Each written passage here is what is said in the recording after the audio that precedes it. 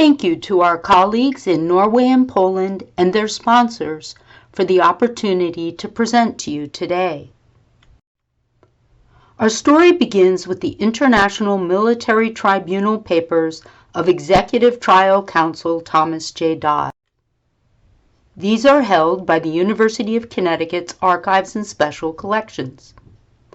Our goal is to think about how future generations might engage with this open access, word searchable digital collection. The result, which we call by its prototype name Courtroom 600, is an interactive virtual reality experience being developed according to game and instructional design principles for use in museum and ultimately home settings.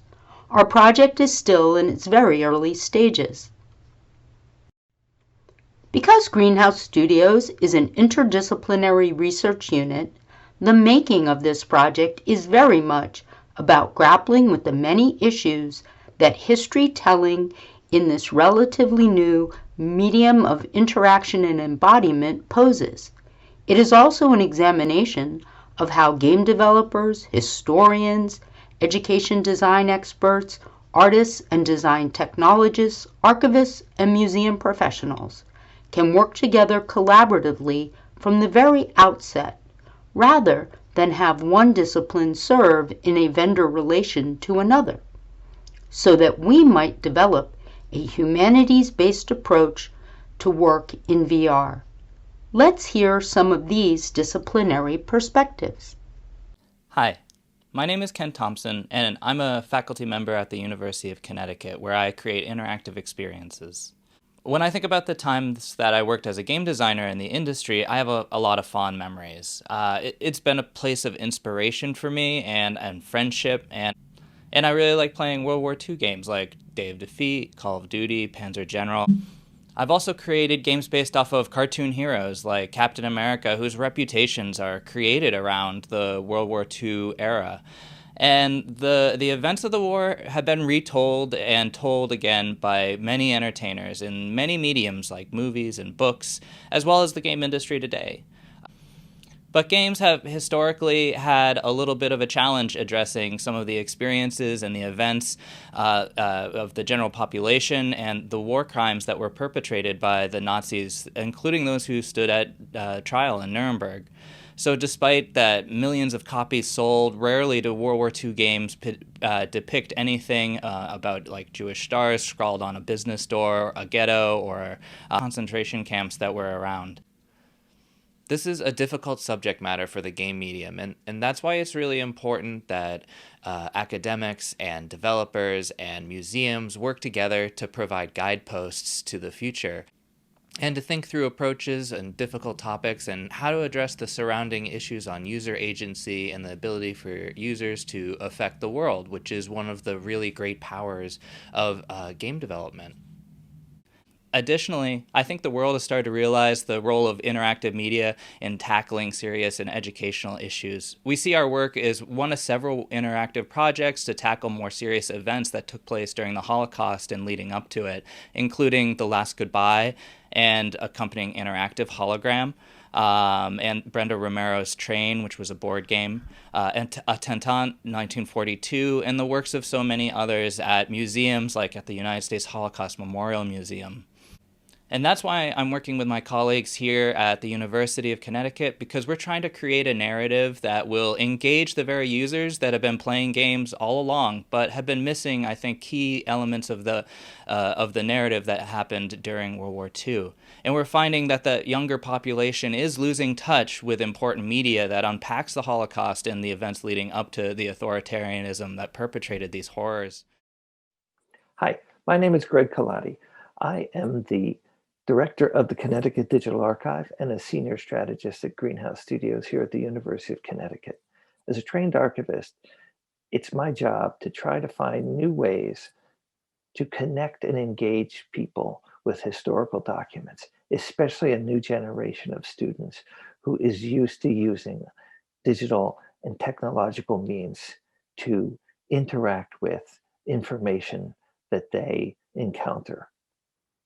The Courtroom 600 project allows us to bring historical documents out of the archives and into people's hands so they can interact with them in the context of the world in which they were created, as well as the context of the world in which they live now, giving them a deeper and more personal understanding of the events of the past in ways that we really can't do in a reading room or just by looking at the content itself. Thank you. Hello, I'm Clarissa Seglio, Associate Director of Research for Greenhouse Studios.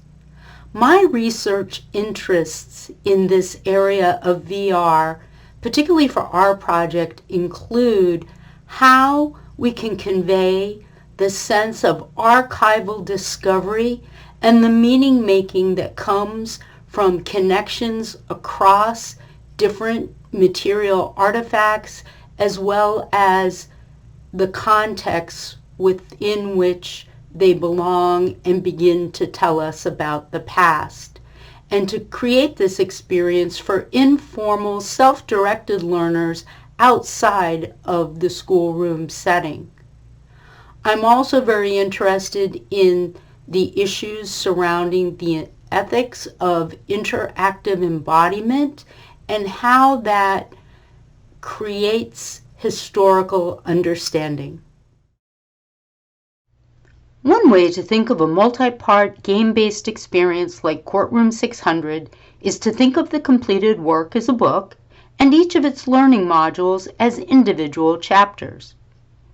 As we work toward development of a fully functioning prototype of the first chapter, which is being built in Unity 3D for the HTC Vive system, our early steps include establishing the intellectual framework.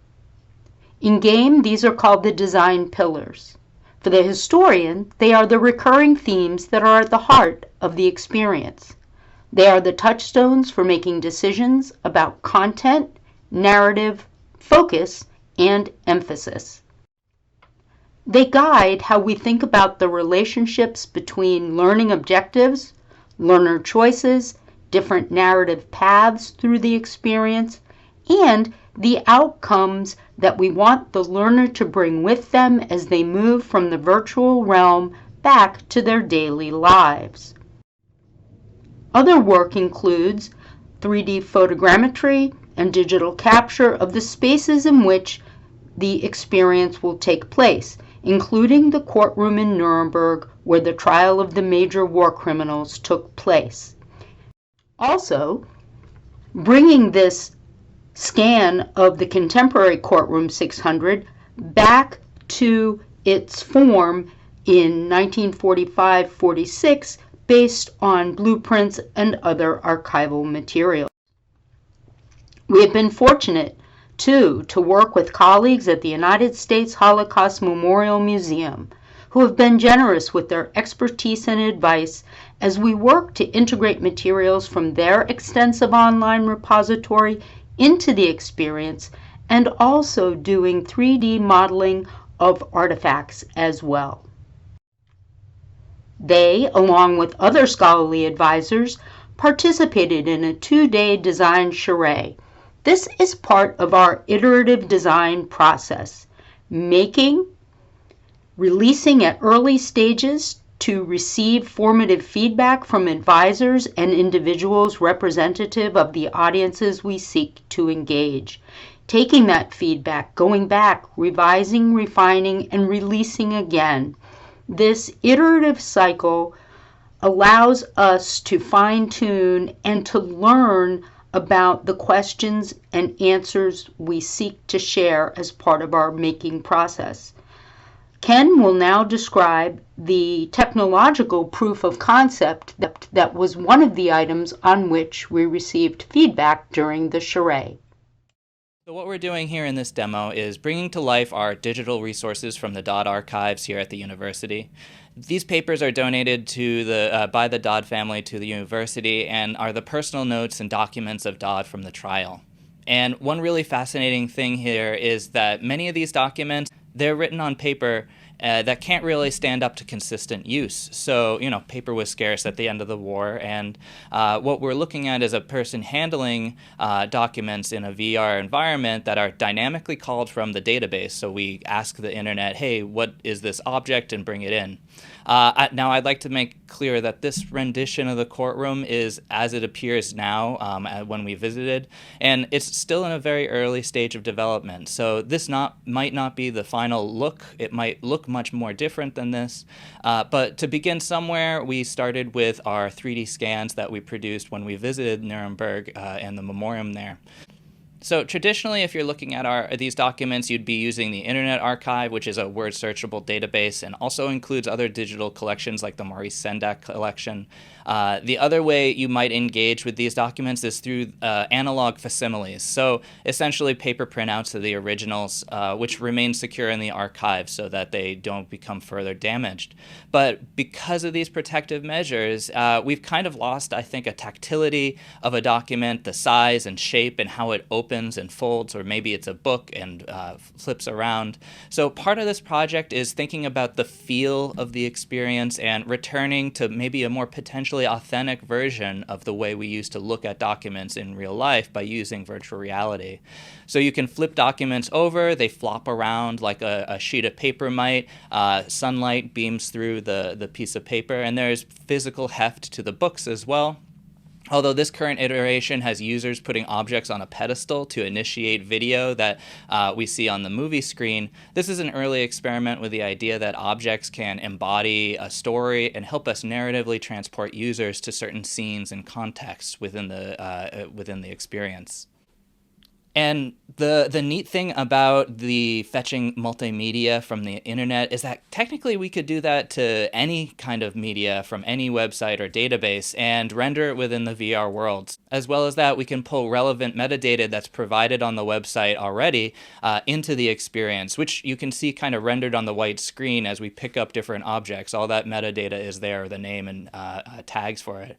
Potentially, this could provide a framework for the development of other projects dealing with large online databases, and provide a set of users to crowdsource things like OCR cleanup or meta tagging in the documents, photos, and videos within any collection.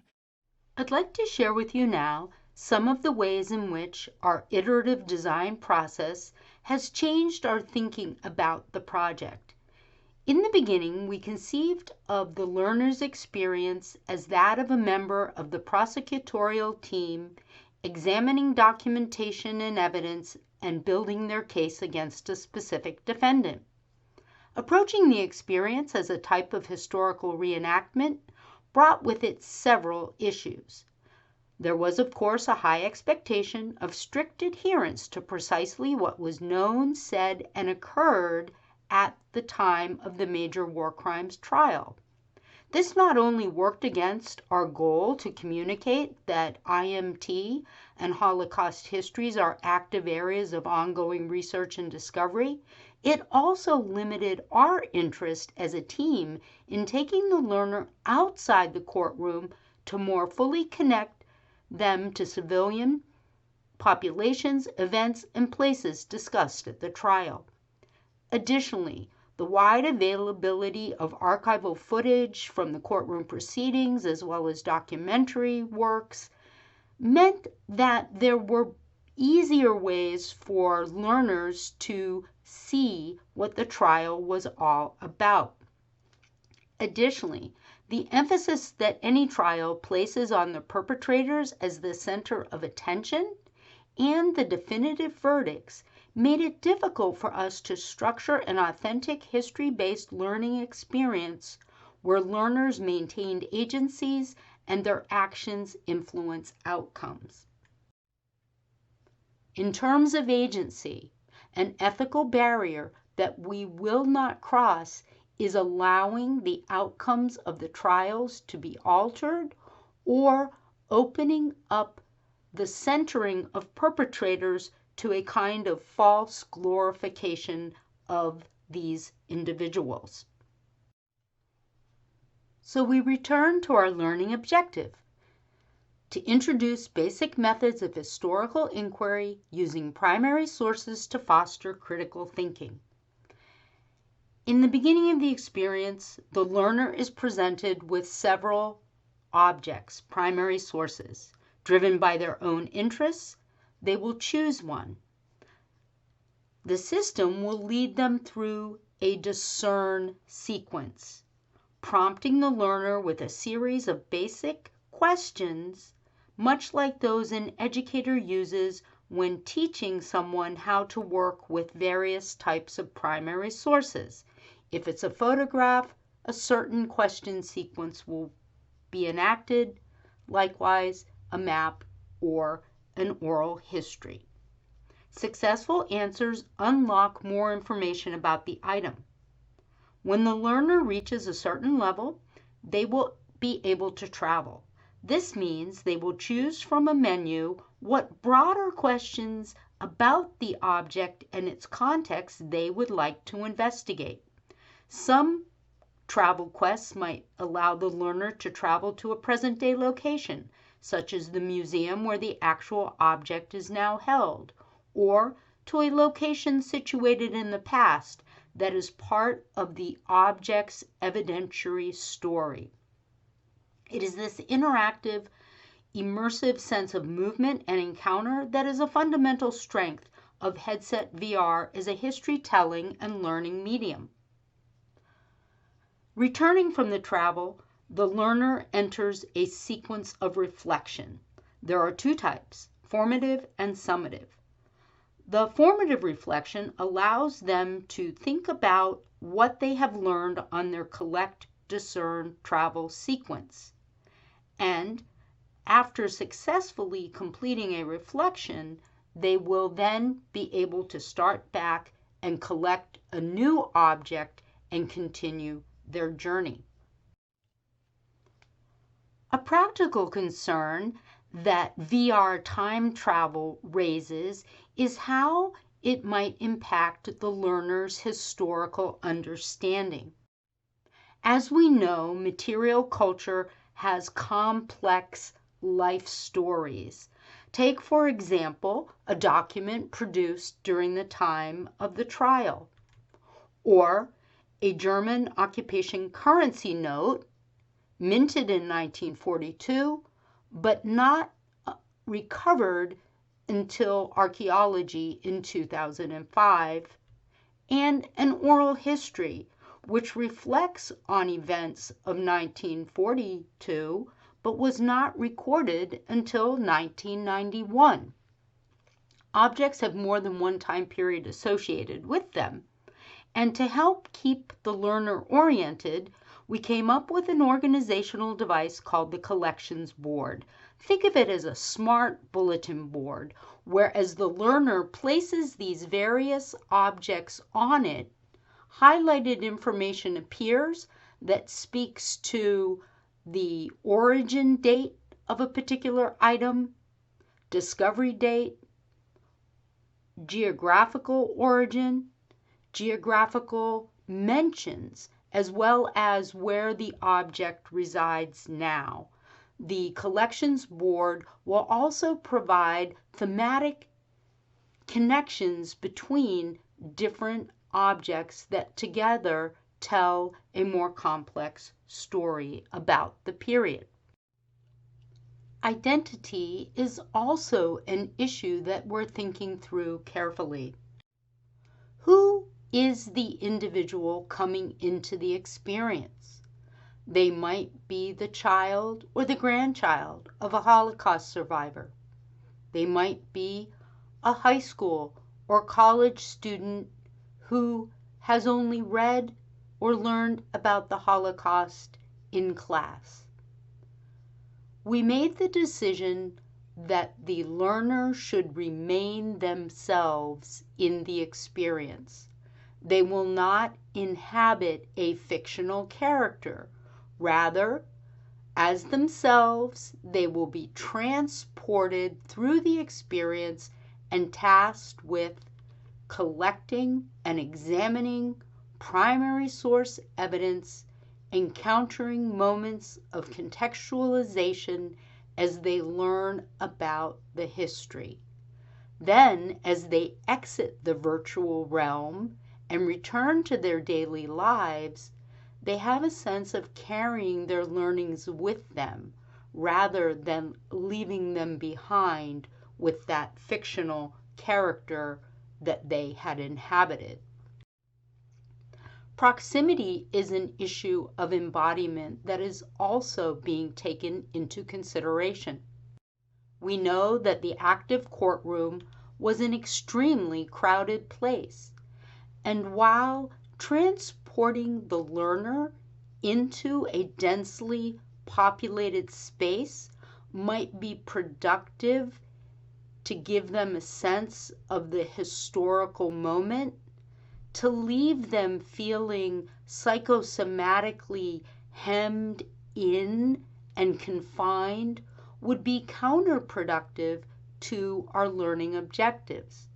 In terms of proximity, we also have to think about their agency of movement. What might it be like for certain learners to be able to move close to a defendant, to regard them face to face, and to have that sense of mutual embodiment? This brings us to the issue of representation, a topic familiar to all who work in any area of Holocaust history.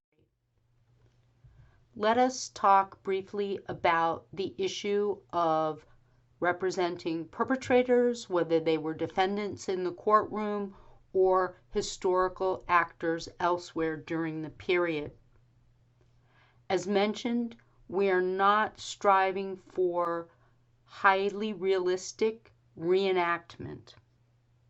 The decision we have made as we take inspiration from courtroom artists and think about the different types of aesthetic treatments that can separate the perpetrator from the learner and from characters in the space who might function as guides and aids to the learner, such as a museum curator character or an archivist, is that the perpetrators and their regalia will only appear as they did during that period in the carefully chosen primary sources that are integrated into the experience.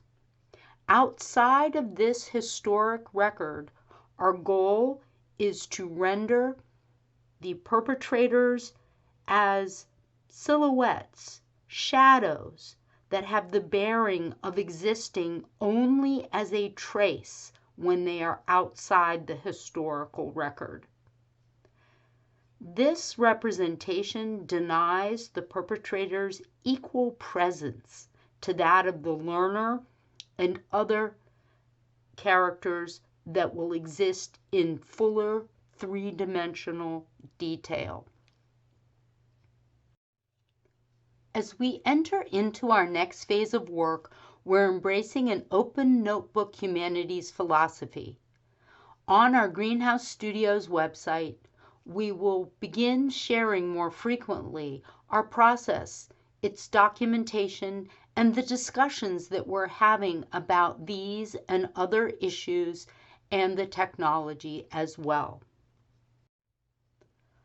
We'd like to thank you today for giving us time to talk about our work, and we look forward to hearing from you and having discussions about the digitalization of memory.